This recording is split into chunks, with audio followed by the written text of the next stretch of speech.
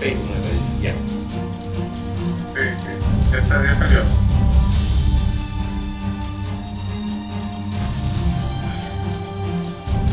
Muy buenas noches, volvemos a reconectar la transmisión, amigos. Tenemos algunas fallas técnicas por esta gran uso que se está dando a la red, a internet, a los recursos de internet.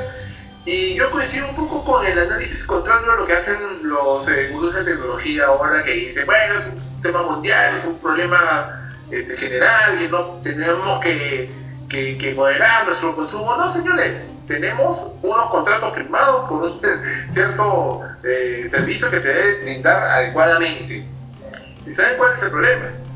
Dentro del decreto de urgencia que se inició con toda la gestión de emergencia, hay un artículo en donde se le eleva la responsabilidad a los operadores de internet del país por cuestiones ajenas a su control. Entonces, Indecopi no puede entrar ahí ni ningún tipo de autoridad ni Ministerio de Transportes a decirles cumplan lo prometido, generen más ancho de banda, porque hay un artículo en ese decreto supremo que los salva. Eso es lo que está pasando, es pésimo lo que hace el Estado a veces. Y por otro lado, bueno, tenemos todo el derecho a reclamar que se cumpla con un estándar mínimo de ancho de banda, sobre todo teniendo en cuenta que hay más uso, pues hay más uso de hecho, y no pueden estar las empresas de telefonía e internet haciéndose los tercios justo cuando más los necesitamos.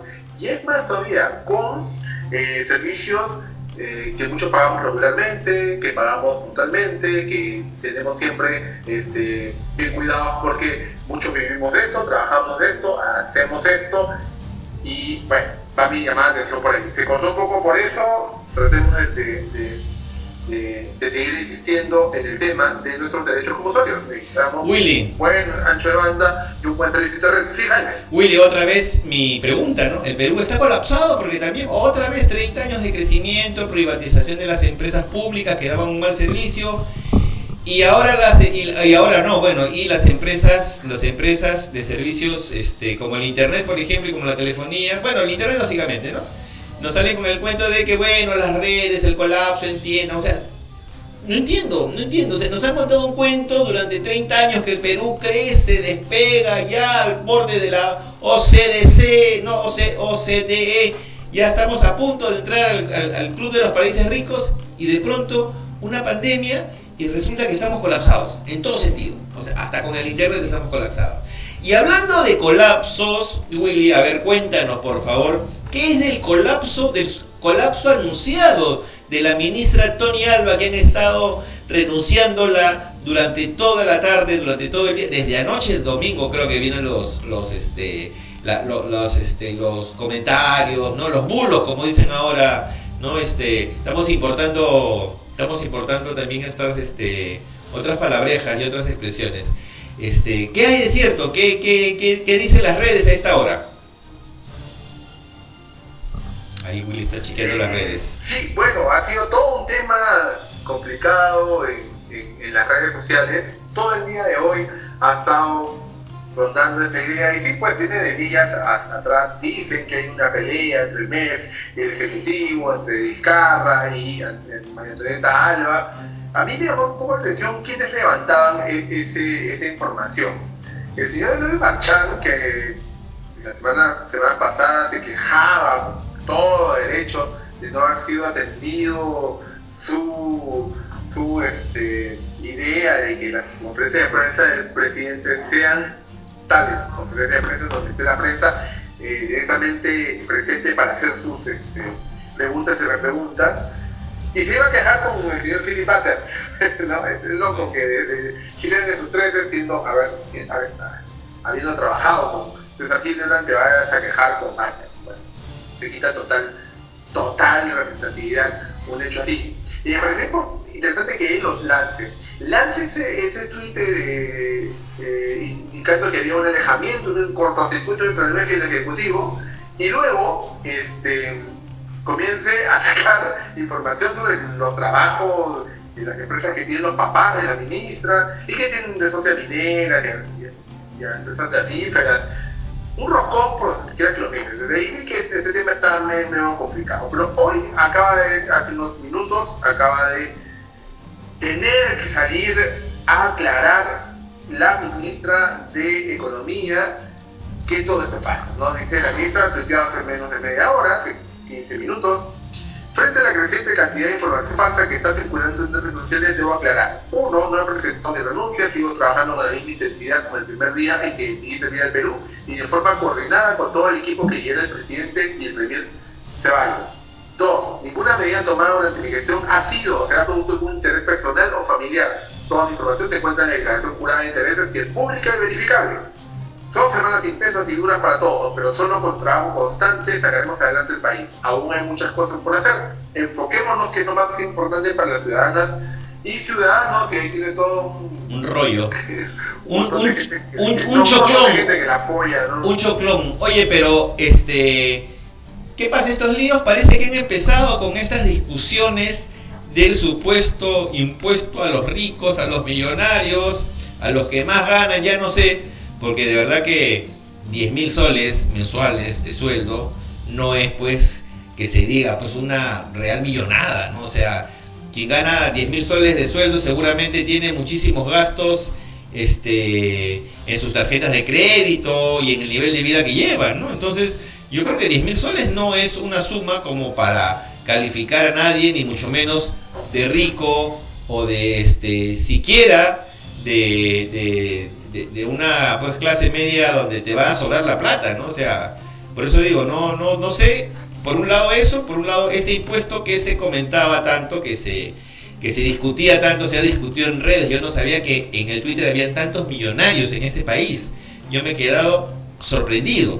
Por un lado eso, y por otro lado el impuesto a esta clase media alta que gana más de 10.000 soles mensuales, que como digo, no me parece una suma que sea pues exorbitante, ni como para clavarle un impuesto adicional al que ya tiene, porque esa gente paga ya el impuesto del 30% del impuesto a la renta, ¿no, Willy?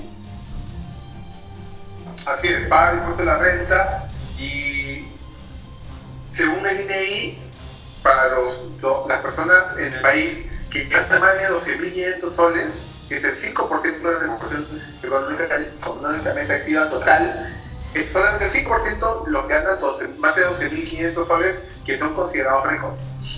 Sí, son considerados ricos. Una persona de 12.500 soles que tiene una esposa que no aporta económicamente porque trabaja en casa, con 3 hijos, 2 en universidades privadas, uno en un colegio privado, ¿qué te queda? De 2.500 soles. O sea, realmente es atroz la forma como se está planteando este tipo de impuesto, que al final el presidente ha tenido que salir corriendo a decir que no ha sido conversado, que se va a evaluar. Definitivamente yo no creo que haya necesariamente una mecha entre el MEF y el Ejecutivo, pero si hay desacuerdos de visión, creo, de las cosas.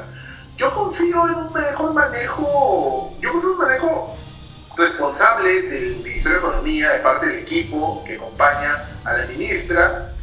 Y bueno, recuerdo un poco también pues que Vizcarra es el presidente de las encuestas, ¿no? Por otro lado, eso también es cierto. Va a hacer lo que popularmente sea mejor para él y para su gestión y para lo que resta de lo que le queda hacer, ¿no? Entonces también hay que valorar esas aristas porque te permiten tener una mejor visión de lo que puede estar pasando o de qué motiva las decisiones que toma el presidente. No sé si tú lo ves así, Jaime. Bueno, yo creo, mira, yo te digo honestamente, yo felizmente que el presidente se guía de las encuestas, porque sería muy malo, sería terrible tener un presidente de espaldas a la gente. Yo creo que ese presidente fue Alan García, por ejemplo, fue un presidente de espaldas a la gente. Y peor que espaldas a la gente, fue un presidente que saboteó, ¿no?, algunos logros que habíamos conseguido, digamos, como sociedad, ¿no? Por ejemplo, ¿no?, las leyes contra el acaparamiento y la especulación, que él se las voló para apoyar a sus amigos empresarios.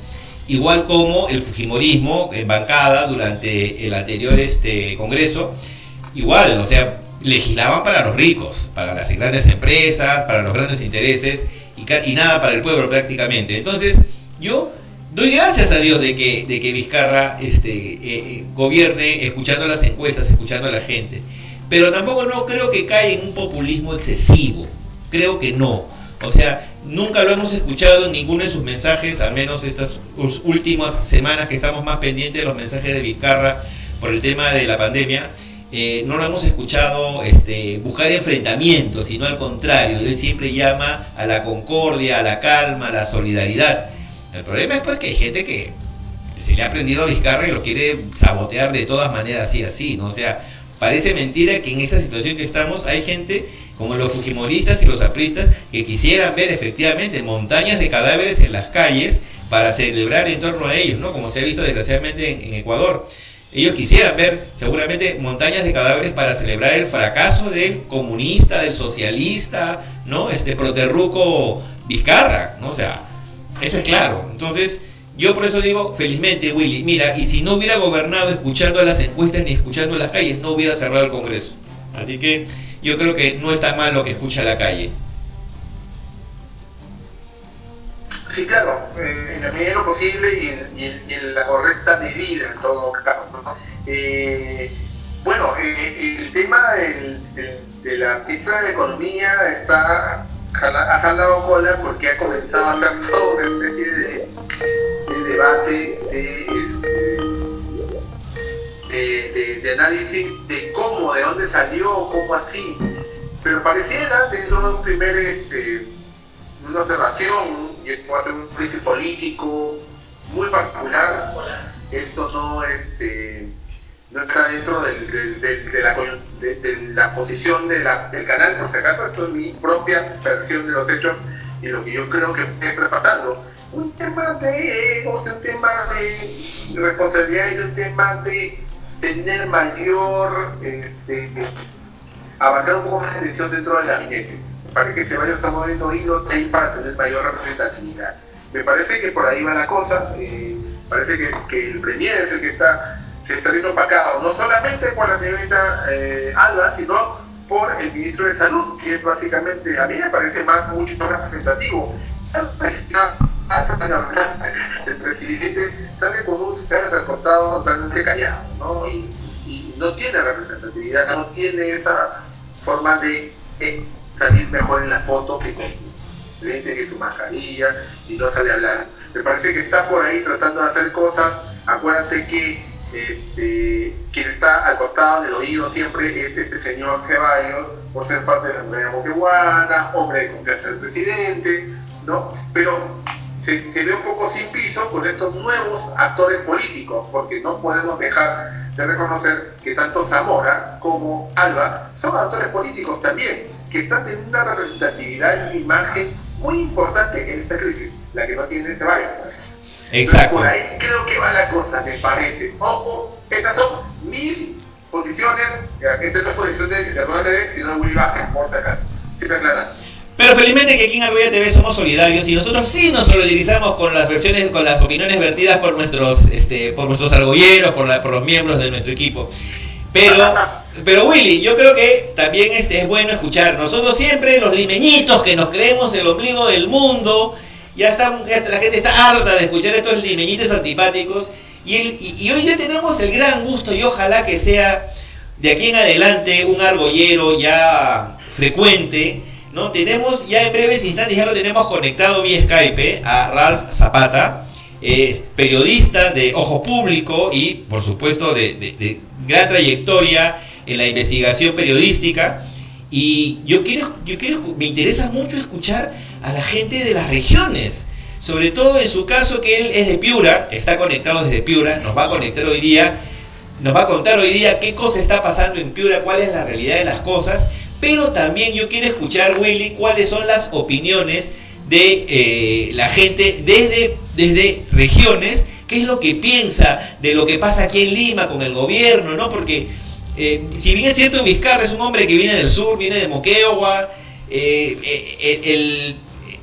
no sé, esta fuerza centrífuga que tiene Lima a veces parece que atrapara a nuestros gobernantes y no los deja ver más allá, ¿no? De San Juan, de San Martín de Porres por el norte, de Caraballo por el norte y de Villa El Salvador por el sur, ¿no? O sea, Y yo siempre digo, cuando veo las noticias, o sea, Lima no es el Perú es mucho más. Y parece que a veces solamente se gobernara para Lima y se tomaran medidas para Lima. Así que vamos a hacer una pausa muy cortita, porque ya está conectado, como digo, con nosotros nuestro amigo Ralph Zapata desde Piura, que llega después de este breve corte.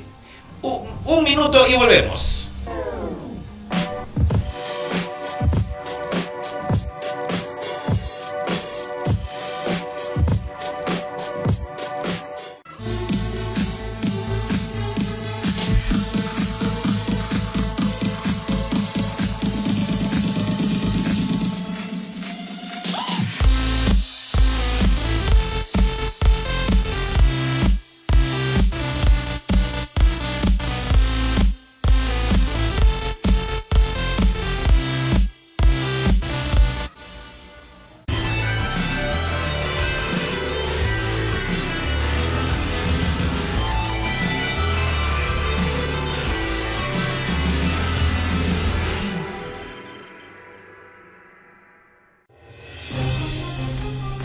Hoy, nuestros políticos y personajes tienen mucho que decir. Este es un espacio para escucharlos. Yo voy a poner como testigo a Cayetano Alcovín y Alfredo Ferrero Costa para demostrar que Julio Simón no permitió que esta empresa se apodere del proyecto Caguara. Fue el Fondo de Estabilización Fiscal, que tiene unos 5.400 millones de dólares, 18.000 millones de soles. Allí, por ejemplo, da para entregar un sueldo mínimo a 12 millones de personas durante 3 meses. Y estos derechos, insisto, no pueden ser puestos en tela de juicio por más estado de excepción que exista, por más estado de emergencia que exista. Aunque también para cuestionarlos. Restaurar el juicio de residencia contra el presidente de la República. Por la experiencia que hemos tenido en los últimos 40 años, de que todos los que han ejercido la presidencia en periodos completos están involucrados en corrupción, presos, detenidos, con arresto domiciliario, con acusación. Si hubiera eso, no se hubiese escapado Toledo, por ejemplo.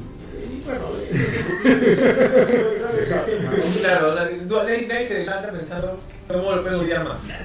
Castañeda sí. Porque aquí No nos casamos con nadie. conéctate a Argolla TV Original los lunes, miércoles y viernes a las 10 de la noche. En nuestra multiplataforma por Instagram, YouTube, Facebook y Twitter. Somos Argolla TV, la nueva televisión sin la argolla de siempre. La realidad nacional nos ha llevado de esto Demuéstrenlo pues, imbéciles, demuéstrenlo. a esto. Ojalá tengamos menos de esto Ningún partido puede ser señalado como organización criminal. y mucho menos de esto. Yo no tengo el rabo de paja. Igual, nosotros tenemos un plan de escape aquí en Argolla TV, todos los jueves a las 10 de la noche. Yo soy Paco Pérez García y te esperamos aquí, en Plan de Escape.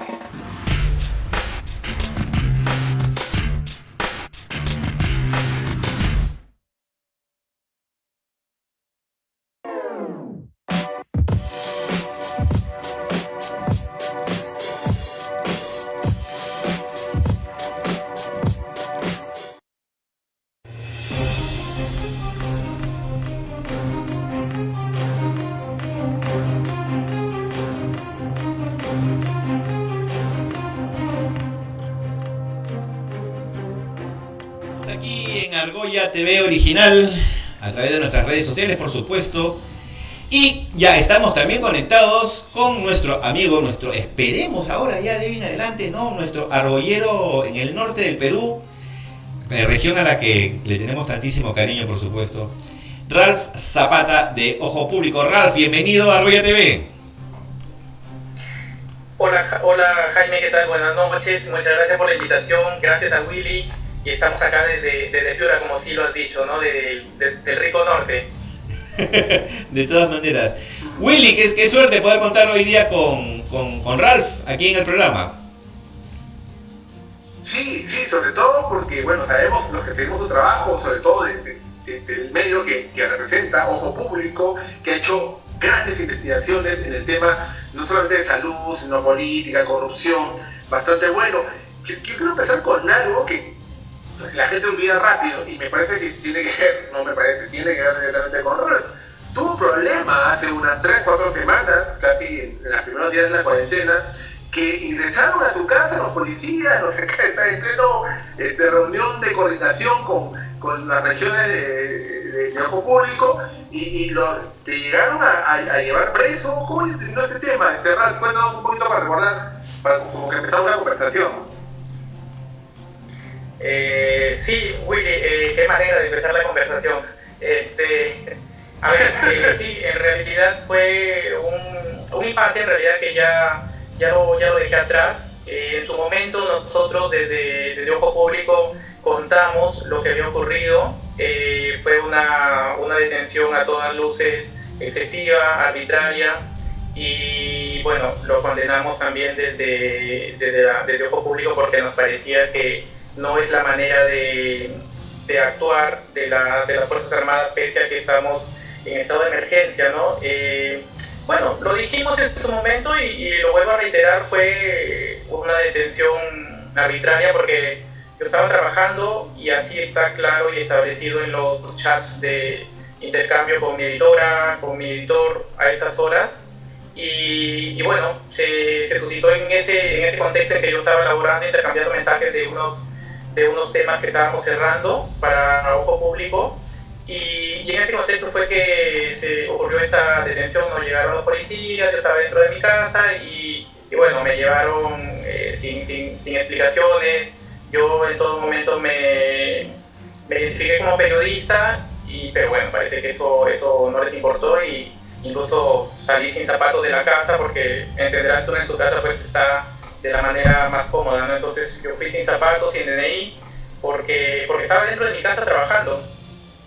Y bueno, luego me llevaron a la comisaría, estuve ahí como un par de horas más o menos, pero luego todo esto se pudo esclarecer al final y bueno, terminé retornando a mi casa luego de este mal incidente que, como te repito, Willy, Jaime, en verdad ya es una cosa del pasado y en la que de verdad tampoco me gustaría incidir porque es más anecdótico en realidad y ya creo que todo lo que hemos dicho quedó súper claro en la publicación que hicimos, ¿no? O sea, nosotros hemos mostrado mensajes internos de cómo trabajamos en Ojo Público, ¿no? O sea, y mensajes de minuto a minuto de lo que yo estaba haciendo.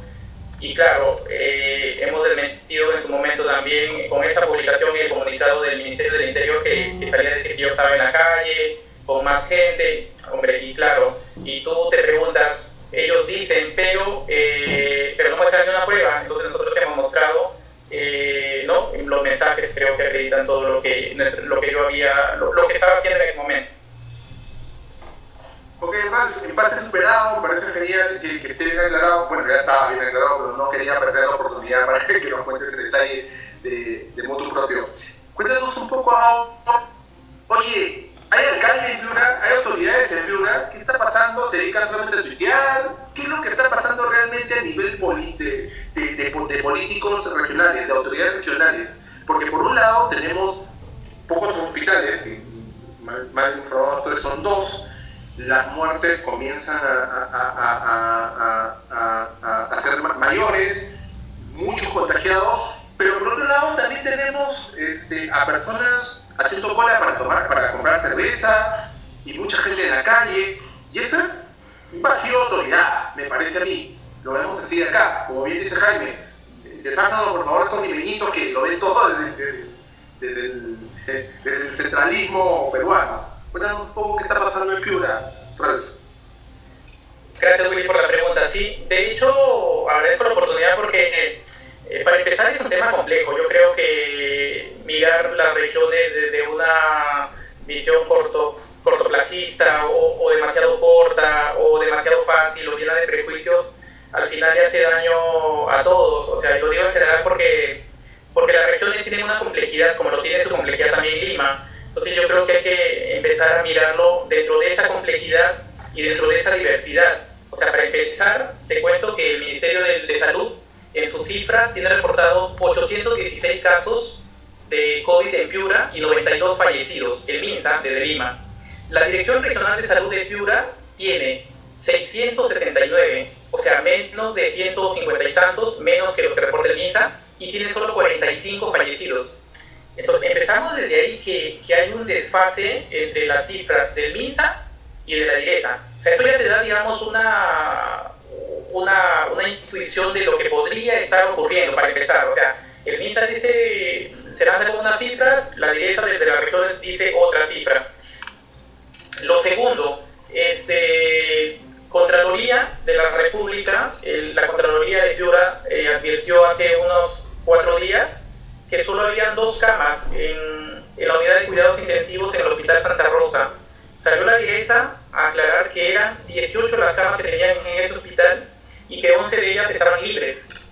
Entonces, ya hubo un segundo indicio. Luego, si te das cuenta de la ejecución de los gobiernos regionales, es muy fácil consultar a través de Transparencia Económica cuál es la ejecución de los recursos COVID de los gobiernos regionales y de los municipios. Te das cuenta que, por ejemplo, el gobierno regional de Piura tiene menos del 15% el 15% de ejecución de gasto de recursos COVID, y los municipios tienen entre 0 y 16%, o sea, unas ejecuciones súper bajísimas. Y entonces tú miras en ese contexto todo y luego ves fotos de lo que es Piura un sábado, la gente haciendo cola para comprar cerveza, que todo el mundo se viralizó y tal, en Castilla, pero luego ves fotos de la sierra de Piura, donde la mayor autoridad, o una de las autoridades bien potentes ahí son los ronderos, y ves fotos de Ayabaca, de Huancabamba y de Morropón, donde no hay ni una sola persona en las calles. Entonces dices, ¿cómo te explicas eso? Te lo explicas en la complejidad de la que hablaba al inicio, ¿no? De que hay como una región, se podría dividir en subregiones o en lugares que tienen su propia dinámica, digamos. Entonces, es cierto que en Piura hay un gran grupo de gente irresponsable que no cumple con el aislamiento social, el toque de queda, pero que si lo miras en conjunto, te das cuenta de que es muy poca esa gente. O sea, en comparación a todos los casi 2 millones de habitantes que tiene Piura, es una porción muy pequeñita. Y claro, el resto de la población sí guarda la cuarentena, cumple con las normas, y un claro ejemplo de ello es lo que ocurre en la sierra. Entonces yo creo que hay que empezar a mirar dentro de esa complejidad a las regiones para tratar de entender y no caer en la crítica fácil, ¿no? Porque ahora por redes sociales todo el mundo es opinólogo y todo el mundo critica desde la comodidad de su casa, diríamos, ¿no? Pero claro, hay que tener una visión un poco más amplia para poder entender lo que está ocurriendo en las regiones. Lo mismo pasa con el tema migratorio, por ejemplo, ¿no? Que luego podemos hablar. Por supuesto, ese es un tema que también queremos tocar de todas maneras, pero es verdad, yo también cuando vi la foto, vi inclusive los videos que están circulando en las redes, yo lo primero que preguntaba es, ¿alguien se ha acercado a preguntarles por qué están haciendo esa cola con las cajas de cerveza? Yo por ahí leí una respuesta que decían que este señor, que era un mayorista de cerveza, estaba como algo así rematando su stock, como lo están haciendo muchos comerciantes. Hemos visto la tienda Totus aquí en Lima, una de las tiendas, ¿no? Rematando los televisores porque se quieren deshacer de su stock seguramente a un precio ínfimo, y a la gente que se le ha ocurrido ir a comprar también les están diciendo, para eso tienen la AFP, para eso comprar televisores, ¿no? Cuando ni siquiera han preguntado por qué esos televisores se estaban vendiendo con ciertas condiciones, que tenías que comprarlo con la tarjeta Totus o con la tarjeta de Cencosud, que es la empresa que maneja estas tiendas. Entonces no es tan fácil como para decir, mira, te está yendo a tirar la plata de la AFP, que mucha gente todavía no ha recibido, así como de los bonos, que tampoco hay mucha gente que todavía no ha recibido. Ralph, antes de pasar al tema específicamente de Piura, como te decía, nosotros también queremos explorar cómo ven desde regiones la situación política aquí en Lima, ¿no? Porque he tenido la impresión, cuando he estado fuera de Lima, de que sienten a veces que estos líos que pasan en Palacio, en los ministerios, son un poco problemas de ellos, pues, y a nosotros no nos afecta porque directamente a veces no se sienten tan cercanos. Por ejemplo, ¿tú qué opinas particularmente de estos dimes y diretes que han habido con respecto a la salida o la no salida, la disputa adentro del Ejecutivo con respecto a la ministra Toñi Alva? ¿Cuál es la impresión que tienes tú? A ver, un poquito para responderte la pregunta, Jaime. Yo creo que en este contexto de pandemia que nos afecta no solo al Perú, sino a nivel mundial, yo creo que las decisiones que se toman desde el Ejecutivo no son decisiones que no importan a la gente. Definitivamente sí terminan impactando en la gente porque ahora mismo los hospitales están colapsados en regiones, porque ahora mismo hay mucha gente, como tú le decías, que no recibe todavía el bono, que no recibe la canasta. Y entonces ver lo que está ocurriendo en Lima, con la salida, por ejemplo, del ministro Morán, con lo que se vocea de la posible renuncia de la ministra de Economía. Entonces, todas esas cosas yo creo que al final sí tienen un impacto en las regiones, porque la gente sabe que son ministerios claves que están intentando enfrentar de la mejor manera esta pandemia, que por cierto nos ha sobrepasado, y eso es clarísimo. O sea, Italia, España, en todo el mundo esto es, no se puede controlar. En Perú estamos desbordados de los hospitales de Loreto, de la Amazonía, el hospital mismo del norte. Yo creo que sí, finalmente hay, digamos, un impacto de lo que pueda ocurrir en Lima desde el Ejecutivo, porque eso repercutirá sin duda en las decisiones que se tomen de cara a las políticas económicas, de cara a los temas de seguridad en el caso del Ministerio del Interior, o en el caso del Ministerio de Salud, en el tema de las pruebas moleculares rápidas, de si van a haber mejoras en hospitales, si se van a implementar hospitales itinerarios. O sea, yo creo que finalmente sí hay una repercusión tangible en medio de esta pandemia que creo que ha desbordado todo. No, y te decía esto acerca de la visión que se tiene desde provincias, desde regiones, con respecto a lo que pasa en Lima, no porque no les interese, sino porque más bien es al revés. A veces parece que desde Lima no hay mucho interés de qué es lo que pasa en las regiones. Entonces, no es como la gente lo que dice, por ejemplo, en época de elecciones, ¿no? Señora, ¿y usted por quién va a votar? No, por cualquiera, no me interesa porque ese fulano no me mantiene. Entonces, yo me mantengo con mi trabajo. Entonces, y verdad, y de alguna manera tienen razón, como te decía, ¿no? Pareciera que a veces todas las grandes decisiones, ¿no? Y los grandes logros se hacen para Lima, ¿no? Decía lo de la vía panamericana, por ejemplo. O sea, sí, ahí de repente se pueden implementar hasta 7.000 camas, pero ¿para qué van a hacer? ¿Para acaso limeños? O sea, ¿cómo traen a la gente desde el interior al pasar aquí una cuarentena a Lima? Imposible. O sea, hay, por ejemplo, en la región Piura, ¿hay alguna centro de aislamiento para personas que son detectadas como positivas, o simplemente les dicen, mire señor, haga la cuarentena en su casa, y si tiene síntomas, bueno, acérquese usted aquí a un centro de salud? ¿Cómo está manejando en la región eso? Sí, Jaime, sí. En general, en las regiones hay bastante deficiencia, y no es una deficiencia de ahora. O sea, el sistema de salud viene colapsado desde hace años. Es histórico lo que está ocurriendo. O sea, el niño del 2017 nos golpeó totalmente y las infraestructuras quedaron destruidas. Desde la época del niño del 2017 no se han reconstruido los hospitales de Piura, Tumbes y gran parte del norte. Entonces, desde esa época, digamos, hay una deficiencia en cuanto a la infraestructura de salud. Y luego, ahora se está intentando, en medio de esta emergencia que te digo que nos ha superado a todos, se está intentando sobre la marcha. Primero, el MINSA instaló unos hospitales itinerarios, el Hospital Santa Rosa, o al frente del Hospital Santa Rosa para ser precisos, en unos módulos itinerarios, y en unos módulos también que trajo el Ministerio de Vivienda. Entonces, y ahí mismo también se instaló un centro de aislamiento, pero lo que se está haciendo es que cuando las personas tienen síntomas muy leves, se quedan en su casa y cumplen el aislamiento en su casa. En algunas oportunidades hay gente que sí va a estos lugares que te digo que se han implementado al frente del Hospital Santa Rosa, pero que también son pocos y comprenderás que en condiciones no tan óptimas que digamos, ¿no? Porque yo quiero recalcar siempre que esta emergencia pues nos ha cogido, ya te digo, con todo colapsado el sistema de salud, y es muy difícil resolverlo eso de un día para otro porque toma años. Entonces, yo creo que en realidad esa es la situación en Piura.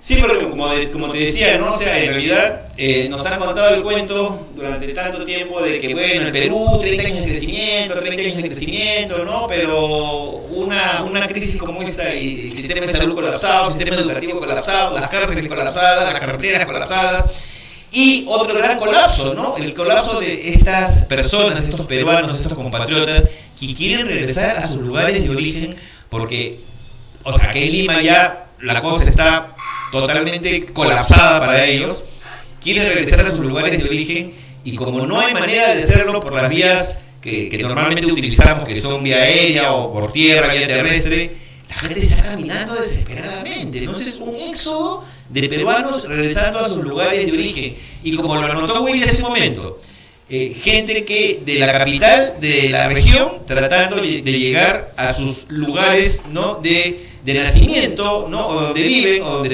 donde son sus familias. Entonces, ¿cómo se está viviendo allí en el norte, Ralph, esta situación? Sí, Jaime, agradezco por la pregunta y me gustaría mucho resaltar que este fin de semana, el domingo, publicamos en Ojo Público un amplio reportaje multimedia sobre la migración interna provocada por la pandemia, ¿no? Son historias súper desgarradoras de todo el país, o sea, del sur, norte, centro, de gente que, como tú bien has dicho, no tiene ya para mantenerse en Lima, ya no tiene para pagar el alquiler, ya no tiene para seguir pagando los alimentos, y entonces en medio de esa incertidumbre y de no tener nada, lo único que le queda claro, en medio de también de los retrasos y las demoras que hay para volver a su región, porque son 167.000 las personas que están registradas oficialmente según los gobiernos regionales. Ante toda esa incertidumbre, lo que hacen es irse por su cuenta, organizarse en grupos mediante WhatsApp e ir caminando por la carretera central, donde los lleve, tratar de llegar a su destino, pidiendo jale a los taxis, a los camiones o a cualquier vehículo que les pueda echar una mano para poder avanzar. O sea, ya hay gente, testimonios que nosotros hemos publicado, súper duros, Jaime, que en verdad tú dices, Dios, o sea, en medio de esta pandemia que ya de por sí es dura, o sea, esta crisis humanitaria te desnuda toda la fatalidad en su esplendor. Entonces, gente testimonios súper duros, gente de Huancayo, gente de Huánuco, gente del norte, que está en la capital, porque son 3.4 millones los migrantes, según el último censo de 2017 de INEI, que vivían en Lima, y gran parte de esos migrantes que estaban establecidos en Lima en busca de un futuro mejor, ahora han tenido que regresar a sus regiones. Y una de las cosas que, por ejemplo, no se ve, que hablábamos antes con Willy y contigo, es ese tema de la migración interna dentro de las provincias mismas. O sea, gente que está, por ejemplo, trabajando en las minas en Arequipa, o gente que está trabajando en Cusco, en el tema del sector turismo, y que ahora ha caído totalmente y tiene que volver hacia sus provincias del interior. Llámese Espinar, llámese Chuquivilcas, llámese Urubamba, o llámese en el caso de Arequipa, cualquier provincia de Arequipa, o el mismo Ancash, gente que se va a trabajar en la agricultura, en Lambayeque, que tienen que volver porque ya no es insostenible permanecer en las capitales de las provincias. O sea, realmente un drama, Willy, Jaime, un drama sin precedentes, además, que también nos ha desbordado a todos porque es demasiada la cantidad de gente que está caminando y que está intentando volver a su región y que no hay una respuesta ágil y veloz y diligente desde los gobiernos regionales y desde el INDES, que también está centralizando toda esta información y ayudando un poco a que todos los peruanos que están parados en regiones regresen a sus lugares de origen, ¿no? O sea, realmente desolador todo. No, una de las cosas que hemos reclamado con Willy, y aquí le cedo luego la palabra a Willy para que también pueda seguir la conversación, es que bueno, estas cosas no hubieran ocurrido seguramente si es que el gobierno hubiera implementado de una manera más ágil un bono universal para la gente que tenía la necesidad de pagar un cuarto, comer, ¿no? Y seguir subsistiendo, porque no le pueden decir a la gente, o sea, nadie va a negar que es indispensable una cuarentena para evitar el desborde que hubiera sido, que seguramente peor si es que no se hubieran tomado esas medidas. Pero no le puede decir a la gente que vive del día, al 70% de peruanos que vivimos en una economía que no es formal, no le puedes decir de la noche a la mañana quédate en tu casa un mes, pues. O sea, eso no es viable. O sea, el gobierno tendría que haberse puesto en el lugar de la gente que no tiene ahorros para vivir un mes, 2 meses metido en su casa sino que trabaja seguramente en Gamarra o como dices tú, en Cusco, en el sector turismo, y ahora se quedaron sin trabajo, y a los empleadores simplemente, chau chau, si te he visto no me acuerdo, y allá ve tú cómo te las arreglas, ¿no? Y la gente lo que o sea, el arreglo para la gente ha sido agarrar sus chivas y comenzar a caminar rumbo a sus lugares de origen. Willy, ahora sí, por favor. Sí, yo recomiendo, Jaime, bastante este último artículo de investigación que han hecho Ojo Público, que reseña Ralph, porque se lo escribe de una manera brutal, no solamente como es un reportaje multimedia, sino puedes escuchar y ver los testimonios de la gente que está realmente desesperada, tratando de volver a su tierra. El último artículo, disclaimer, habla de un efecto inverso al desborde popular de los años 50, ¿no? Al revés, ahora están volviendo desesperadamente, donde tienen tierra, tienen familiares, tienen casa, muchas veces pequeños sitios donde poder sobrevivir y donde tienen mucho más miedo al hambre que al coronavirus. Y es un poco de disclaimer, pero de verdad lo recomiendo. Hay muy buenas fotos, muy buen material. Y es un tema pues, que no se vio, como dice Jaime, en su momento por el Estado, al no aplicar este bono universal. Sino también un poco contaba antes de hablar con Ralph a nuestros amigos que hay dentro de las regiones hay ciudades importantes en donde las personas desde pueblos alejados llegan a trabajar y son miles.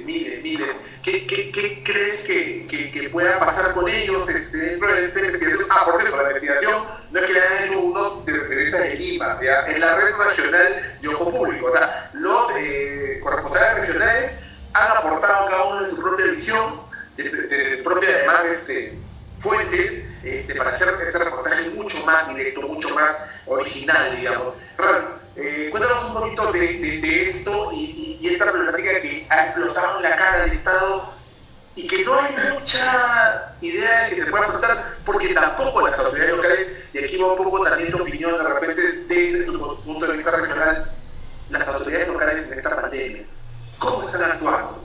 ¿Cuál es una calificación que podemos dar? De mala pésima, me imagino yo, ¿no? En la mayoría de los casos. Gracias, Willy. Sí, agradezco de verdad por la recomendación. Es un reportaje del cual me siento muy orgulloso y con toda la red, porque, como tú bien has anotado, es un reportaje escrito y reporteado, investigado con los 10 corresponsales que tenemos en Ojo Público y que te muestran de primera mano cómo está ocurriendo este efecto migratorio, que como tú bien decías, en la mayor parte del país es gente que está en Lima y que está retornando hacia sus regiones, o sea, gente que en algún momento salió en busca de mejores oportunidades y que ahora se ha visto, pues, lamentablemente sin nada en la calle y tiene que volver. Y en esa migración, en ese retorno, juega un papel muy importante el tema de las autoridades locales y regionales, como tú bien has anotado, Willy. Si tuviera que hacer una calificación, digamos, en general, diría que están, digamos, las autoridades locales y regionales no están a la altura de las circunstancias catastróficas que estamos viviendo ahora mismo, ¿no? Están haciendo esfuerzos, pero esos esfuerzos no son suficientes para tratar de solucionar todo este problema que en verdad es gigante.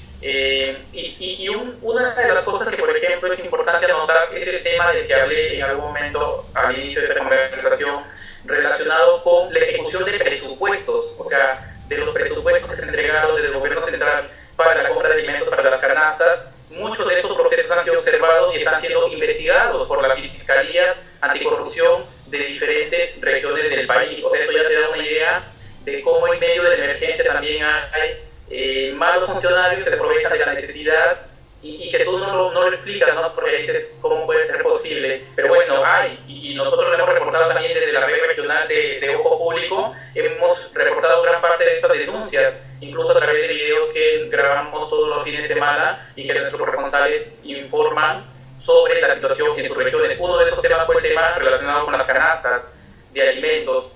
Entonces, si miramos la ejecución de los gobiernos regionales y de los gobiernos locales, te vas a dar una idea de cómo más o menos se están enfrentando esta pandemia en medio de un contexto en regiones donde los hospitales están colapsados, donde faltan respiradores artificiales, donde no hay la cantidad suficiente de camas UCI, entonces, y donde la gente en algunos casos también incumple las recomendaciones. O sea, tú te das cuenta de qué pasa, ¿no? O sea, en algún momento tú dijiste, falta autoridad, hay autoridad, no hay autoridad. A veces pareciera que, y es una opinión muy personal, debo decirlo acá, que lamentablemente sí, se nota como una ausencia de liderazgo, diría yo, más que de autoridad, de liderazgo, de un líder que señale por dónde debería venir la solución, que concerte, porque se ha visto además mucho divisionismo en las regiones dentro de las autoridades locales. O sea, los gobernadores no articulan con los entes técnicos, en este caso que puede ser colegios médicos, colegios profesionales, y eso también ha sido bastante difundido en algunos programas periodísticos dominicales, esa suerte de rompimiento que hay entre las autoridades dentro de la región, que te hacen aún que te hacen más daño en medio de un momento donde debería haber más unión y mayor articulación de todos los esfuerzos para intentar ir adelante.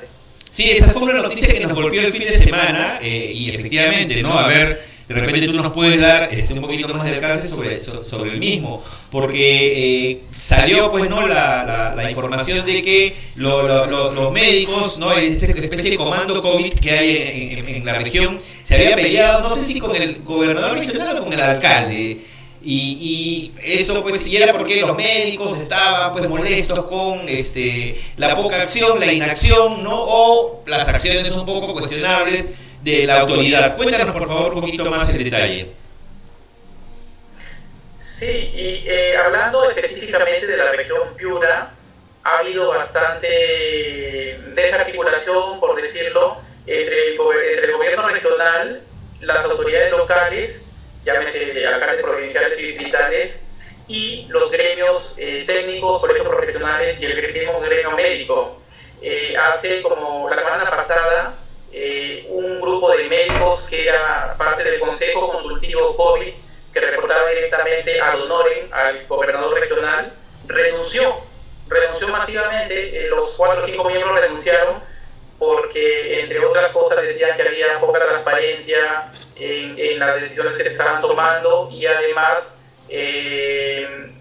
había todo un tema ahí de falta de apoyo. Entonces, esa renuncia ocurrió en medio de unos despidos también que hubo en la Dirección Regional de Salud de la jefa de inteligencia sanitaria, y reclamos de los médicos que no tenían equipos de protección personal, que no tenían mascarillas suficientes, que estaban atendiendo, incluso algunos de los médicos de varias provincias de Piura se colocaban bolsas plásticas en vez de mamelucos o de equipos de protección personal. Entonces, eso ya te da una idea de lo que está ocurriendo, digamos, no solamente en esta región, sino en varias regiones, ¿no? Es lamentable porque en este momento de tanta urgencia y de esta pandemia que nos supera a todos, es importantísimo que todos sumen hacia una misma causa, que es tener la menor cantidad de casos y la menor cantidad de fallecidos dentro de lo posible. Pero si hay regiones, digamos, donde no se está articulando de esta manera, pues te das cuenta que luego las cifras hablan por sí solas, ¿no? La cantidad de 90 y tantos muertos que tiene Piura y los 860 y tantos ya te dicen algo, ¿no? O sea, te dicen ya un indicio de lo que está ocurriendo. Luego ves la ejecución de gasto de los gobiernos regionales y gobiernos provinciales y te terminas de completar una idea. Entonces, sí, yo creo que estas deficiencias deberían ser superadas y debería trabajarse ahora mismo de manera más articulada, porque en realidad lo que se ha visto hasta ahora ha sido un divisionismo que afecta y nos afecta a todos en medio de esta emergencia nacional. Pero tú dirías que es un divisionismo, digamos, que parte de qué, porque, por ejemplo, ¿no? Aquí en Lima tampoco no es que nos va mejor con nuestras autoridades, ¿no? Por ejemplo, a nivel de alcalde, hace unos meses, perdón, el año pasado acabamos de deshacer probablemente del alcalde con mayores denuncias de corrupción de la historia de Lima, ¿no? Implicado ya en grandes casos como Odebrecht, como OAS, etcétera, etcétera. Entonces, eso de autoridades corruptas aquí en Lima tenemos también bastante para regalar incluso.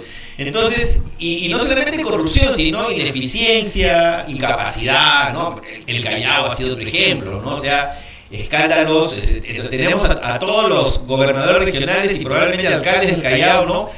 Presos o camino a estar presos también, o sea, y entonces, ¿qué es lo que pasa? Es falta de capacidad. Ahora, no vamos a decir tampoco de que todos tienen que ser expertos pues, en manejo de epidemias ni pandemias, o sea, a todos nos ha agarrado totalmente con la guardia baja, en todo sentido. Inclusive creo que nosotros mismos pensábamos al principio de que esto no iba a ser una gripecita, seguramente, pero que la vida iba a continuar más o menos igual, y mira, nos hemos dado con esta realidad tan terrible.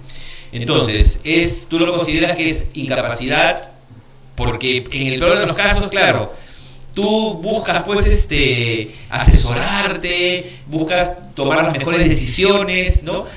Sino que han habido casos, por ejemplo, como tú lo mencionaste, ¿no? Con el tema de la ejecución, ¿no? Tienen la impresión de que o no ha habido vocación, se han visto sobrepasados, los ha ganado el miedo.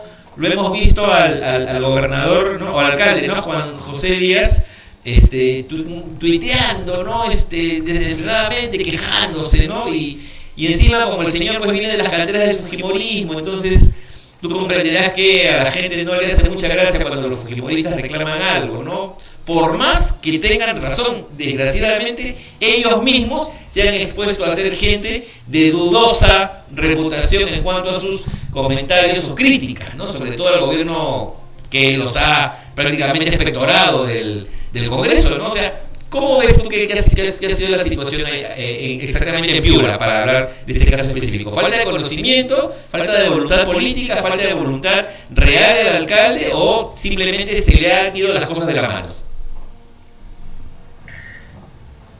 Sí, Jaime, yo creo que ha habido como una mezcla de todo, ¿no? Primero que como tú bien dices, no conocimos la real dimensión de lo que estamos enfrentando, porque ha sido todo tan rápido y tan dinámico que un día, el 6 de marzo, se confirmó el primer caso en Lima, y al día siguiente, el 7 de marzo, se confirmó el primer caso en Arequipa.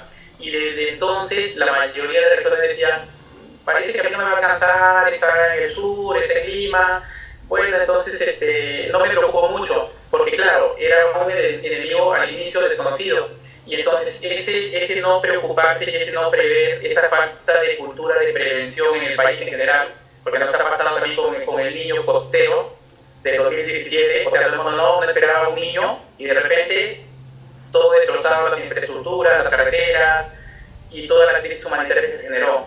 Entonces yo creo que sí ha habido un tema de falta de prevención, pero luego ya sobre la marcha ha habido también un tema de falta de ejecución y de visión para intentar responder de la mejor manera a una situación que lo entendemos y lo conocemos que es inabarcable, que supera a todos, pero yo sí creo que ha habido pues esa suerte de no haber previsto las cosas y lo que se venía, y luego no haber tenido esa reacción inmediata y de la mejor manera asesorándose, como te digo. En el caso del gobierno regional, por ejemplo, es inaudito para toda la gente, para los periodistas, es inaudito que el gobernador regional no haya incluido al colegio médico en el comando COVID regional.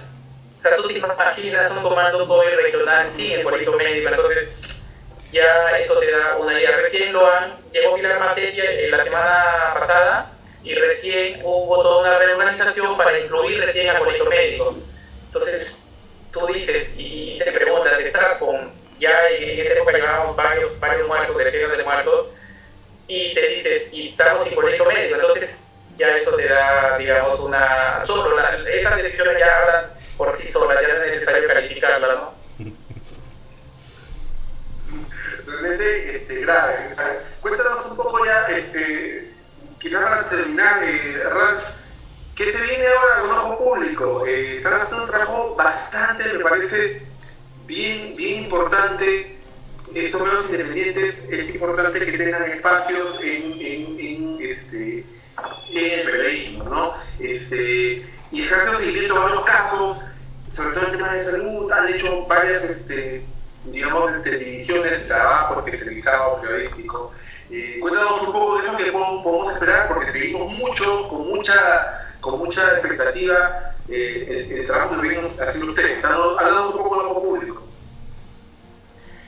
Gracias, Willy, gracias por la pregunta. Sí, Ojo Público es quizás el medio periodístico peruano más potente, no solo en Perú, sino también en Latinoamérica, y ha recibido muchísimos premios. Yo tengo el honor y el orgullo de estar en Ojo Público desde enero de este año.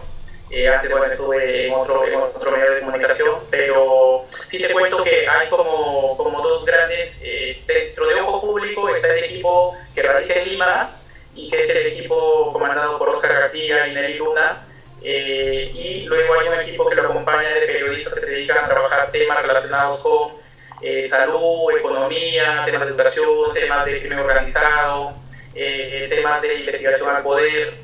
Y luego tenemos la red regional investigativa, que la dirijo yo como editor regional desde Piura, y que cuenta con 10 corresponsales en todo el país, en el sur, centro, Amazonía y en el norte. Desde el equipo de la red investigativa regional estamos intentando siempre hacer visibles temas que normalmente no son cubiertos por los grandes medios, temas relacionados con Amazonía, con líderes indígenas, comunidades indígenas, con temas relacionados con salud también. Por ejemplo, estuvimos investigando en la época electoral, la misma red estuvo investigando los perfiles de los candidatos que fueron y que ahora son muchos de ellos congresistas. Entonces fue un trabajo súper interesante porque descubrimos, intentamos dentro de lo posible hacer una radiografía completa de todos los candidatos para que la gente tenga información y sepa por quién votar de la manera más transparente, porque la información es poder y te ayuda a elegir. Y luego ahora estamos intentando desde Ojo Público primero, de la red investigativa, investigando todo y cubriendo el tema de la pandemia, pero luego que pase todo esto vamos a retomar nuestros temas de agenda propia que tienen que ver con estos grandes temas que te comentaba, ¿no, Willy? Todo el tema de Amazonía, comunidades indígenas, el tema de salud, el tema de investigación también al poder, ¿no? Porque son, digamos, estos temas, como bien dice el eslogan de Ojo Público, son las historias que otros no te quieren contar, ¿no? Entonces estamos centrando todos nuestros esfuerzos por ahora en hacer la cobertura mejor posible desde regiones de la pandemia, y lo estamos haciendo, creo, bastante bien, y a través de equipo multimedia, cobertura multimedia con audio, vídeo, texto y buenas fotos. Y luego, ya que pase la pandemia, Dios quiera que sea pronto, ya volver a retomar nuestro ritmo habitual de publicaciones centrados en estos grandes temas que te comentaba anteriormente. No, y yo también me uno a la felicitación de Willy, y por supuesto también estoy suscrito al grupo de WhatsApp y recibo todos los días comunicación, información veraz, fresca, ¿no? Sobre todo, ¿no? Sin esos, esos tamices que a veces la gran prensa, ¿no? Que tiene los grandes auspicios, ¿no? Le dan a la información, ¿no? Es igual que acá, ¿no? Acá nosotros decimos las cosas como las creemos, como las sentimos, sin que nadie nos dicte ningún libreto, no tenemos auspiciadores, no tenemos nadie que nos imponga ningún tipo de agenda, y en algún momento que hemos estado también en otro medio de comunicación, tampoco lo hemos permitido con Willy. Eso sí, ha estado claro desde el principio que nuestra independencia, así tengamos o no la razón, nosotros tenemos derecho a tener nuestra posición sin ningún auspicio de ningún tipo. Y efectivamente felicitar a Ojo Público y también, por supuesto, ponernos a la disposición en la medida que nosotros podamos serles útiles. Por favor, cuenten con nosotros, va a ser un honor, seguramente, ¿no, Willy? Poder compartir información también con nuestros amigos de Ojo Público. Sí, claro, ¿no?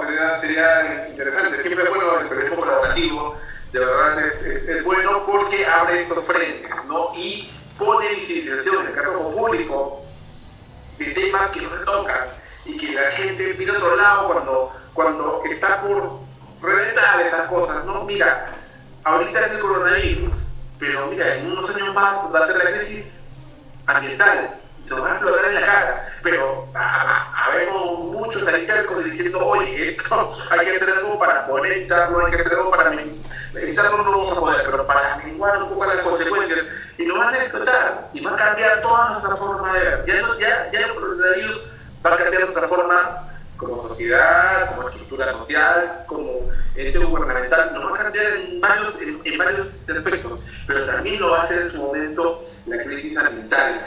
Y es importante que estos temas se vean, se discutan, se debatan, lleguen a los entes decisorios para poder cambiar cosas, establecer miradas, cambiar la mirada hacia las cosas que están pasando, que van a reventar, y definitivamente las autoridades, mucha gente no toma conciencia, ¿no? Y por eso es importante espacios como estos para que se visibilice, se debatan y se hablen. Sí, bueno. Una forma de poder sacar adelante las cosas. Perdón, Jaime. No digo así más que no tomen conciencia, en realidad lo que pasa es que bueno, pues, ¿no? Hay grandes intereses por detrás, ese es el problema, ¿no? El tema ambiental va muy ligado al tema, pues, empresarial, minero, etcétera, etcétera. O sea, tenemos que aprender, tenemos que enseñarles, tenemos que procurar que nuestros empresarios, ¿no? Se tomen en serio todas las cosas, ¿no? Por ejemplo, nuestros gobernantes no se tomaron en serio el tema de salud, y mira lo que está pasando ahora, la gente se está muriendo en la calle, literalmente, ¿no? El tema de educación igual, o sea, no se lo tomaron en serio, le dejaron a manos a privados, y ahora los privados ya no pueden, entonces ya no se quejan, ya hay una cantidad enorme también de solicitudes de gente que va a optar ahora para poner a sus hijos en el sistema público. Entonces, no, igual pasa, yo creo que con las regiones, ¿no? O sea, no estamos integrados totalmente, ¿no? Yo creo que ese es un pendiente que tenemos los peruanos, de estar más integrados, ¿no? O sea, yo ahora con la crisis venezolana, con la llegada de tantos migrantes venezolanos, nos hemos puesto a observar, ¿no? Cómo, por ejemplo, Venezuela o Colombia son países muchísimo más descentralizados, ¿no? O sea, tú ves grandes ciudades en el interior del país, ¿no? Que no tienen nada que envidiarle a la capital, ¿no? O sea, ciudades del interior que tienen sistema de metro, ¿no? Y bueno, ahora obviamente todo está colapsado por el tema de su sistema de gobierno, pero hemos visto que ellos han tenido una visión mucho más amplia de lo que es país, ¿no? Chile, ¿no? O sea, Santiago pesa, pero está mejor distribuida, ¿no? La riqueza y los servicios que ofrece el Estado a lo largo del país. Entonces, creo que como país todavía nos queda, como nación, nos queda mucho por hacer en ese sentido, ¿no? Tenemos que hacer que nuestras regiones sean más grandes, más prósperas, más progresen más, ¿no? Tener descentralización no solamente en la costa, sino también en la sierra y en la selva, por supuesto, ¿no? Ralph, nosotros te queremos agradecer mucho, de verdad, tu presencia hoy día aquí en Argolla TV. Esperamos que podamos tenerte con cierta frecuencia para que nos vayas contando las novedades de lo que va pasando en el norte. No, yo te quería agradecer a ti más bien, Willy y Jaime, por la oportunidad de este espacio donde podamos, como tú bien lo decías, además, tener una visión más amplia del país, ¿no? Porque el país no es Lima, definitivamente, y las regiones tienen muchísimo que aportar. Lo que está ocurriendo en las regiones se tiene que conocer, y tenemos que mirar de cara al bicentenario un país un poco más integrado, ¿no? Así que es importante escuchar la voz de las regiones y bueno, desde el ojo público intentamos eso, visibilizar lo que ocurre en las regiones. Así que nada, te agradezco bastante a ti, Jaime, Willy, por esta conversación que ha sido bastante amena. Gracias. Muchas gracias a ti, Ralph. Saludos para la gente del norte. Ya esperamos que pase todo esto para irnos a comer unos cevichazos ahí en el norte, irnos a bañar a sus hermosas playas que nunca nos decepcionan. A los limeños siempre están lindas, con calor, color esmeralda, ¿no? Y por supuesto a pasar unos días lindos en el norte de nuestro país que tanto queremos, de verdad. Nosotros vamos a hacer una pausa y volvemos luego de un par de minutos que viene la parte final del programa. Ya volvemos.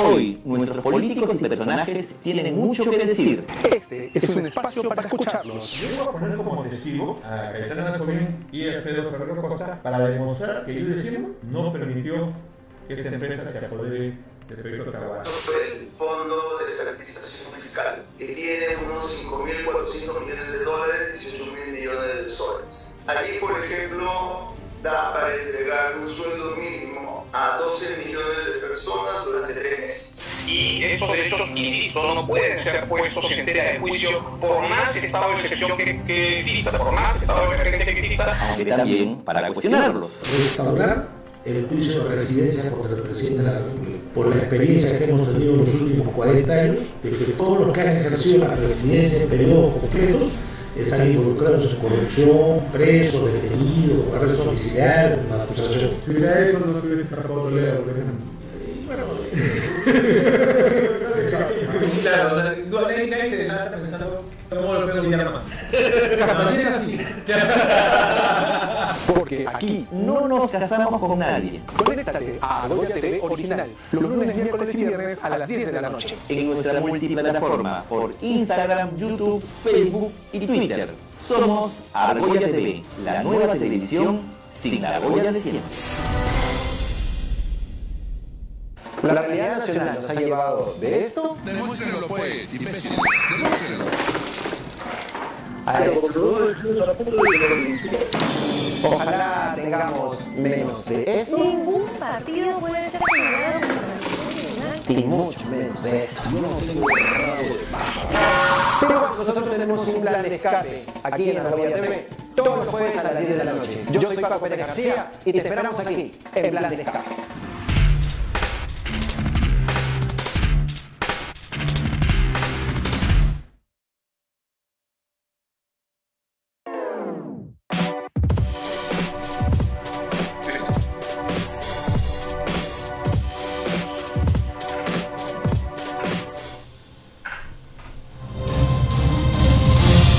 Muy bien, venimos para la parte final del programa con Willy Vázquez.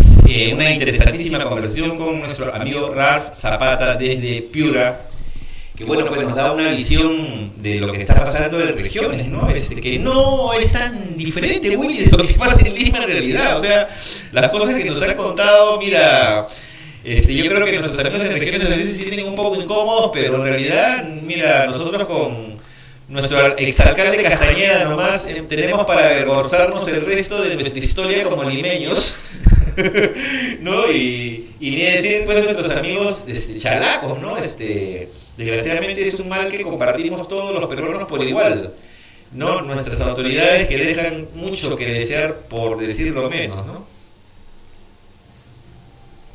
Sí, y es importante, de todas maneras, hablar con personas como Ralph, profesionales a carta cabal, que nos ven, porque Ralph no solamente es corresponsal y jefe de corresponsal público en Piura, sino es piurano, vive allá, no se han dado cuenta, entonces conoce particularmente esta visión.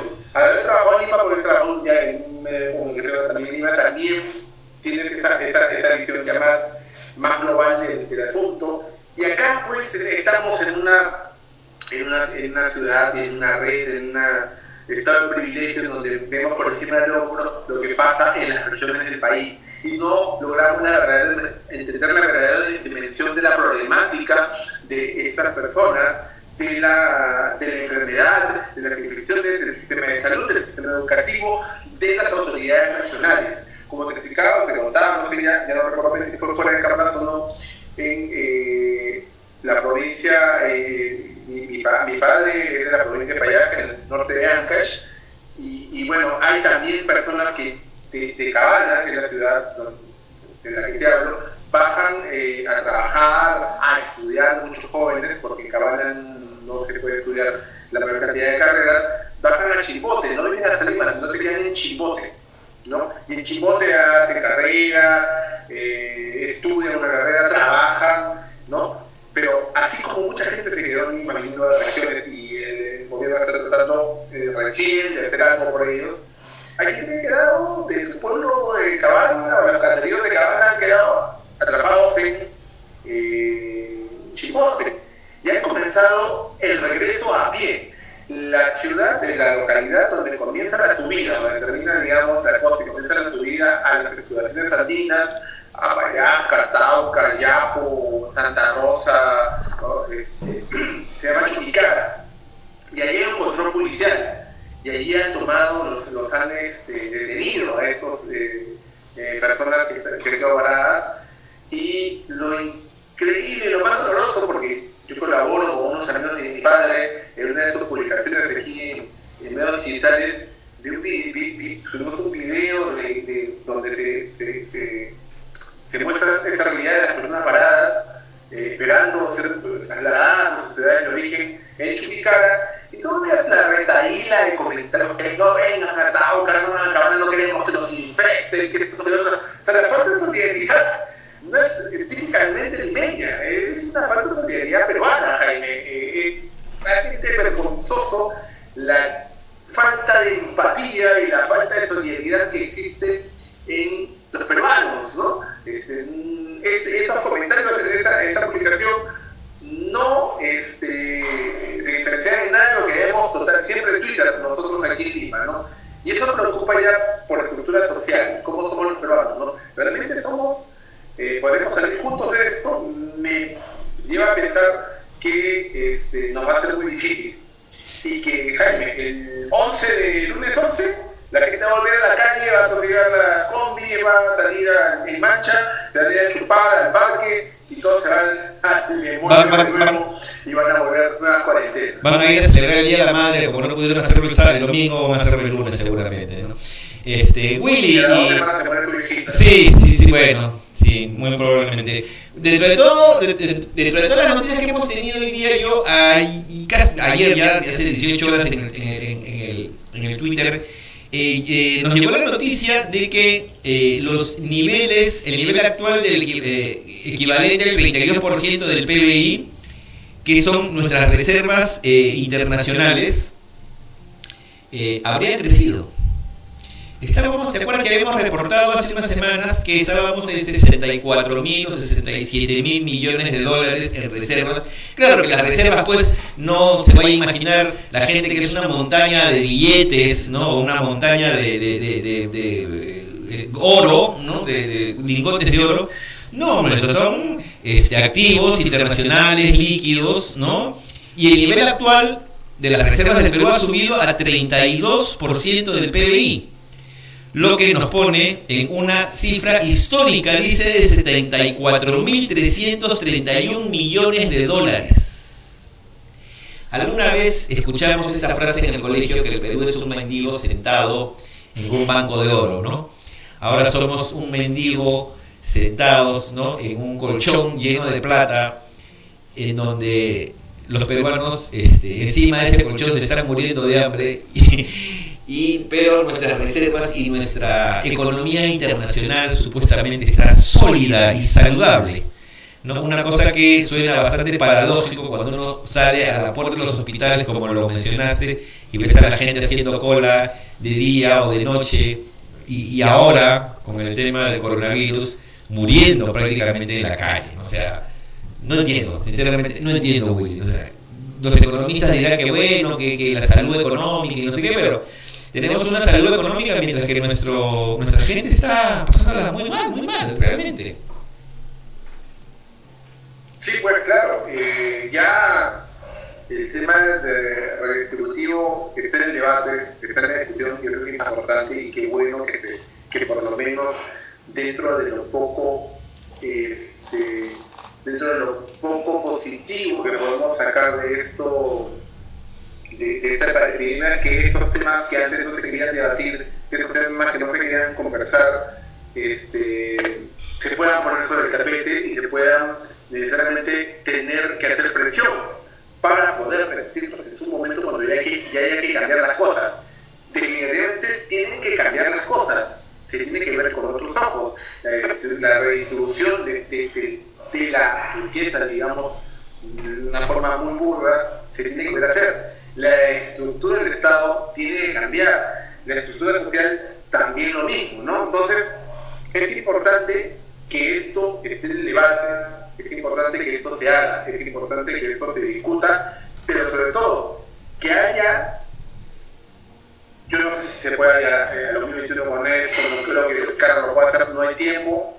Quizás con la justa poder entregar la banda presidencial al siguiente presidente con mucha, espero, saliendo de esta crisis de una forma algo positiva. Pero él está comprometiendo a debatir, por ejemplo, el tema de pensiones, está comprometiendo a debatir el tema de salud, también el tema educativo, pero no le va a alcanzar el tiempo. Yo no sé si en 2021 con el nuevo presidente se puede hacer, no sé, lo dudo, no sé, no quisiera ser tan negativo, ¿no? Bueno, dependiendo de los candidatos, ¿no? Pero vamos, justo hablando de candidatos, me acordé de un candidato que entrevisté, bueno, no es un candidato en realidad, güey, es un precandidato, ¿no? El programa de aniversario de Argolla TV en Music, cuando cumplimos un año, en el canal UCI cumplimos un año, ojo, ¿no? Acá tenemos ya algo más de 2 años. Entrevistamos a un exministro que está formando su partido político, ¿no? Que está recorriendo el Perú, escuchando a la gente, ¿no? Y en ese momento estábamos un poquito atareados con un montón de cosas por el aniversario, estábamos recibiendo saludos de gente que nos había mandado sus videos, saludos, etcétera. Pero yo pude hacer una pregunta de la que no tuve respuesta, y ahora cuando escuchaba a un alto mando de esa institución me acordé, ¿no? Y en estos días, en estos cambios en el ministerio y en los altos mandos de la policía, me volví a acordar. Yo le pregunté, ¿te acuerdas?, a Nieto Montesinos si él como presidente de la República impulsaría o trataría de hacer una reforma estructural de la policía, una refundación de la policía, si estaba dispuesto a traer, no sé, a una misión extranjera para que tome el mando de la policía y poder limpiar de raíz y de fondo todo este sistema de corrupción que hay en el interior de la policía. Y ahora con la renuncia sorpresiva, ¿no?, del ministro Morán y del general Lavalle, jefe de la policía también, ¿no?, que ha aclarado el presidente, digamos, de una manera soslayada, que es un tema de corrupción. Eso lo entendí yo, Willy, no sé qué te dices tú. Sí, pues, básicamente creo que se refería a eso, y fue claro, ¿no? Y fue claro la referencia, pero sí, pues, no hubo una claridad en el análisis casi. Yo recuerdo que existe relación a eso, pero como bien indicas, no hubo una respuesta, parece medio toreada, que nos dio en este momento, ¿no?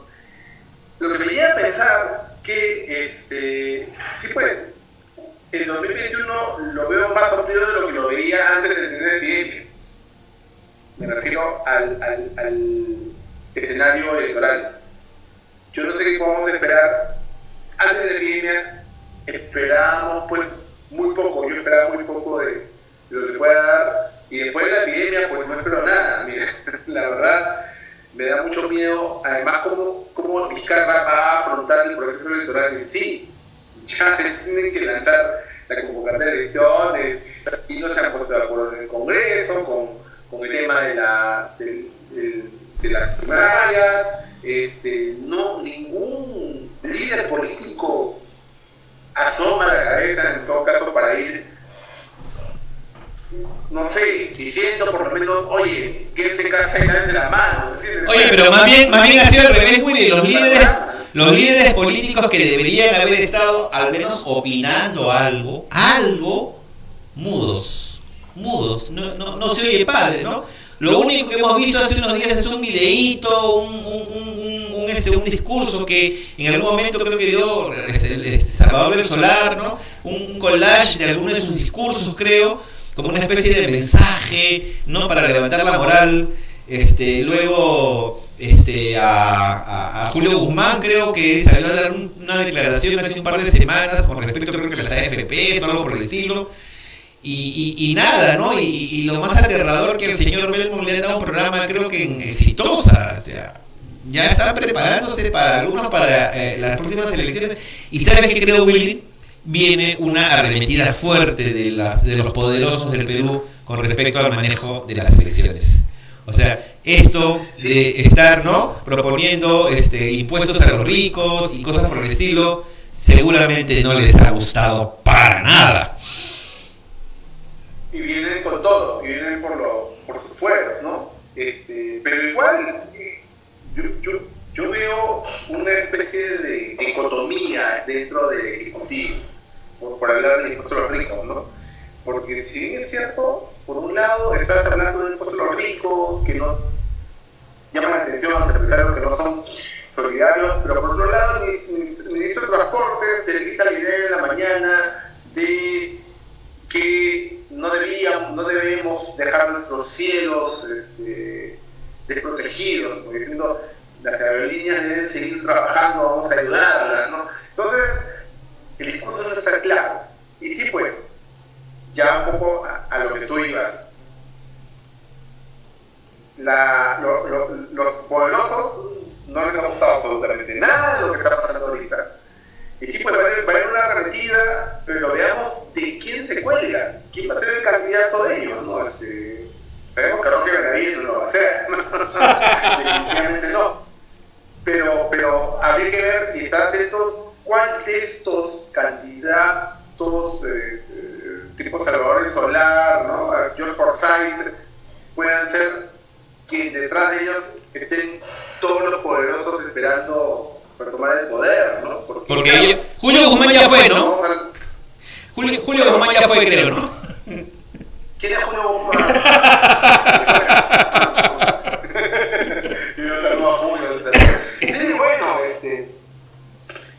Julio solo se deshizo, ¿no?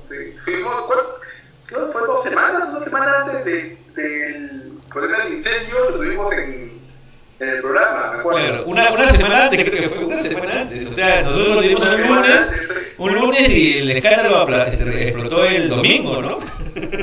Claro. Y Jaime hizo un gran amigo, les cuento amigos. Jaime es gran amigo de Guzmán, que cayó muy bien, simpaticísimo. Recontra, ¿no? Me dijo que hablaba mucho, ¿no? Y bueno, pues... No, y en ese momento, Willy, cuando me dijo, así que hablaba mucho, yo ya vas a ver, ¿qué vas a ver? De la corta para la salida, ¿no? Y bueno, pues, ¿no? Sí, no, bueno, descubrimos a la persona, creo, detrás del personaje, ¿no, Willy? Creo que tenerlo frente a frente fue muy aleccionador y nos quitó una venda de los ojos, seguramente. No, yo sí me hace una pasada como era, pero bueno, ya. No hay que hablar mucho, de verdad, de lo que es obvio, ¿no? Bueno, ya un poco yendo ya al tema que planteabas y como para ir cerrando la transmisión, me preocupan las elecciones de 2021. No solamente por el proceso en sí, sino por los candidatos. Estamos a menos de un año de las elecciones. Por si no se dieron cuenta, ya estamos terminando abril y las elecciones siempre son al inicio de abril. En un año tenemos que volver, hay que volver a las urnas a elegir presidente y 130 congresistas. No sé si lo tienen en cuenta. Yo sé que la infección por COVID-19 nos tiene muy complicada la vida. Imagínate que a uno tendría que complicarse porque se vienen las elecciones y a un año de las elecciones no hay absolutamente nada claro. No, lo que pasa es que la gente no está pensando ni siquiera qué es lo que va a pasar el próximo mes, ¿no? O sea, está pensando que lo que quiere es que les digan ya, señores, se acabó las clases de recreo, ¿no? Y todos para la calle como locos, o sea, es lo único que está pensando la gente, ¿no? Y también seguramente está pensando en cómo va a pagar, no sé, su crédito a fin de mes, su casa, su carro, si se quedó sin trabajo, o en el trabajo le dijeron, mira, te vamos a pagar la mitad, te vamos a pagar la cuarta parte, o sea, la gente... Ahorita lo que tiene en su mente es cómo no hacer para quebrar, ¿no? O sea, y si tienes hijos en el colegio, no sé, los saco, no los saco, continúan. Hay un escándalo entre los colegios que quieren seguir cobrándole las pensiones a los padres completas cuando la gente se ha quedado sin chamba. O sea, yo creo que tiene que haber va a tener que haber algún tipo de arreglo, ¿no? Que pueda satisfacer más o menos a las dos partes, porque es verdad, los colegios tienen a los profesores, las planillas de los profesores, de los trabajadores administrativos. Se entiende esa parte, pero se entiende de que de dónde va a sacar la gente si no tiene para pagar una, y dos, sí no está recibiendo el servicio, ¿no? Porque una educación a distancia de 1 hora o 2 horas a través de una computadora no es lo mismo pues, que ir desde las 8 de la mañana hasta las 2 de la tarde a un colegio. O sea, yo digo, algo va a tener que pasar, ¿no? No sé si el ministerio hasta dónde llega a meter la mano, el Ministerio de Educación, ¿no? Entonces, esos temas son los que lo tiene la gente loca ahora y no está pensando en el 2021, ni está pasando en julio, ni en las elecciones, ni nada. O sea, todavía estamos, ¿sabes qué? Como si nos hubieran dado un knockout, ¿no? Un desmayado, y estamos medio borrachos, despertando seguramente de esto, ¿no? Que vamos a ver, ojalá que ya habremos llegado ya al pico, Willy, ¿tú qué crees? Yo creo que estamos por alcanzarlo, no creo que pase esta semana, y me preocupa mucho lo que va a pasar en 2 semanas, no la vuelta a la normalidad, supuestamente no, que no va a haber, no, o sea, no la vuelta el levantamiento del estado de emergencia, porque si esta semana, que es la semana pico, la gente se está portando como vemos que se está portando, en 2 semanas que comienzan los síntomas de la enfermedad, que se contagien en este momento, va a ser atroz. Tanto así como para que digan, oye, yo no puedo levantar una estado de emergencia porque tengo todo recontra colapsado, ¿no? Habría que ver, no sé, no lo veo con mucha expectativa, la verdad. Y me preocupa ahora también el tema económico, es decir, no podemos seguir parando el país por otro lado, es lo que tiene que ser. La salud primero, perfecto, totalmente de acuerdo, y no te voy a discutir si no le voy a discutir a nadie eso, pero el país no puede seguir parado por otro lado. Entonces, esto ya no es culpa de Vizcarra, ni de Zamora, ni del gobernador regional, ni del alcalde. Es culpa tuya. Tú no me estás viendo ahí. ¿No? Es responsabilidad tuya. De acá ya estamos solos. De acá adelante es cuestión de cada quien. Exacto. No, bueno, y parece que el fiscal José Domingo Pérez, y esto ya para cerrar como último comentario, parece que toma a cargo la investigación de estos últimos... estas últimas gracias que han hecho los policías, ¿no? Los altos mandos de la policía, parece que ya tiene sus colaboradores eficaces, ¿no? ¿Tú te imaginas, Willy, ver a policías presos de los altos mandos? Creo que eso no se ha visto, ¿no? Por corrupción de ese nivel de la policía. Yo no recuerdo al menos. ¿Tú? No, y lo vamos a ver presos ahorita, Jaime, porque mi tío Domingo Pérez lo quito prisión preventiva. Acá tengo a mi Domingo Pérez junto en el Domingo Pérez. Lo regalaron, es un personaje.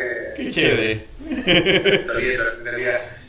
No, entonces, sí, pues lo vas a ver preso porque de hecho no da prisión preventiva. ¿Qué pasaría, digo yo, si así como si el fiscal José Domingo Pérez se animaría a presentarse como candidato a la presidencia del Perú?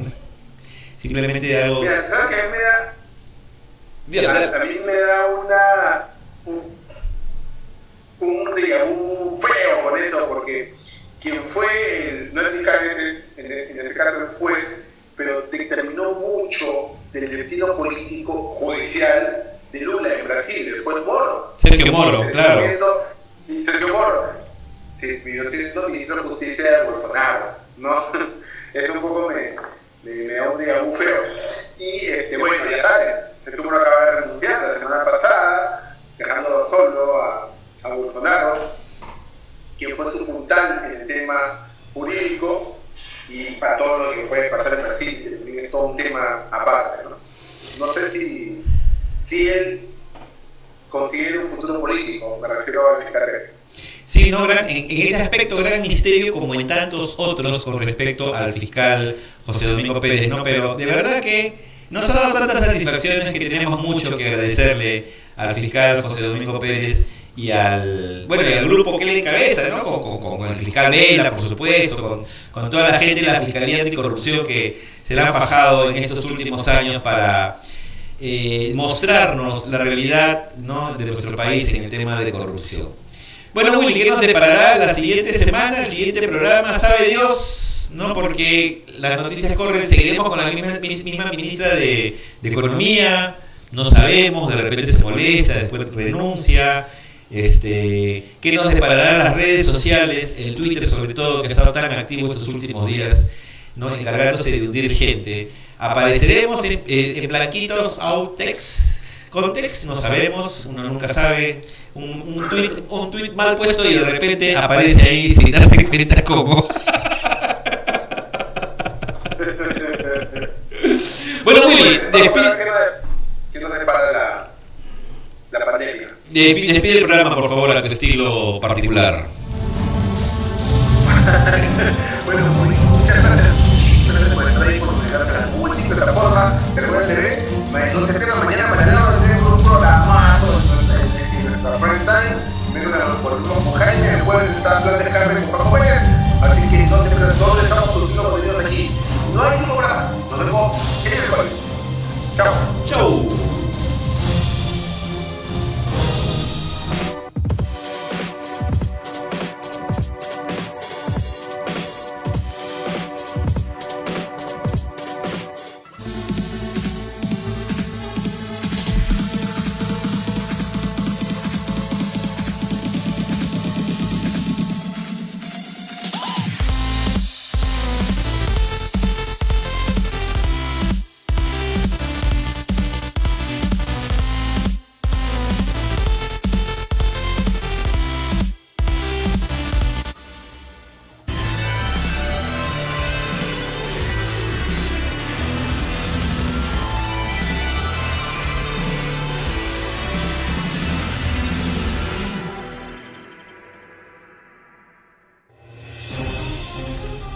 Hoy, nuestros políticos y personajes tienen mucho que decir. Este es un espacio para escucharlos. Yo voy a poner como testigo a Cayetana Alcovín y a Alfredo Ferrero Costa para demostrar que Julio Simón no permitió que esa empresa se apodere de Perpetuo Trabajo.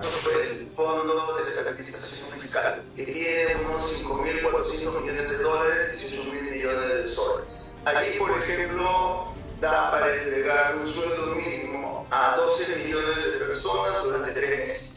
Y estos derechos, insisto, no pueden ser puestos en tela de juicio por más estado de excepción que exista, por más estado de emergencia que exista. Aunque también para cuestionarlos. Restaurar el juicio de residencia contra el presidente de la República. Por la experiencia que hemos tenido en los últimos 40 años, de que todos los que han ejercido la residencia en periodo completo están involucrados en corrupción, presos, detenidos, arrestos domiciliarios, acusación. Si hubiera eso, no se hubiera escapado Leo, por ejemplo. Claro, nadie se está pensando cómo lo puedo lidiar más. Porque aquí No nos casamos con nadie. conéctate a Argolla TV Original los lunes, miércoles y viernes a las 10 de la noche. En nuestra multiplataforma por Instagram, YouTube, Facebook y Twitter. Somos Argolla TV, la nueva televisión sin la Argolla de siempre. La realidad nacional nos ha llevado de esto Demuéstrenlo pues, imbéciles. Demuéstrenlo. a esto. Ojalá tengamos menos de esto Ningún partido puede ser señalado como organización criminal. y mucho menos de esto. Pero nosotros tenemos un plan de escape aquí en Argolla TV todos los jueves a las 10 de la noche. Yo soy Paco Pérez García y te esperamos aquí en Plan de Escape.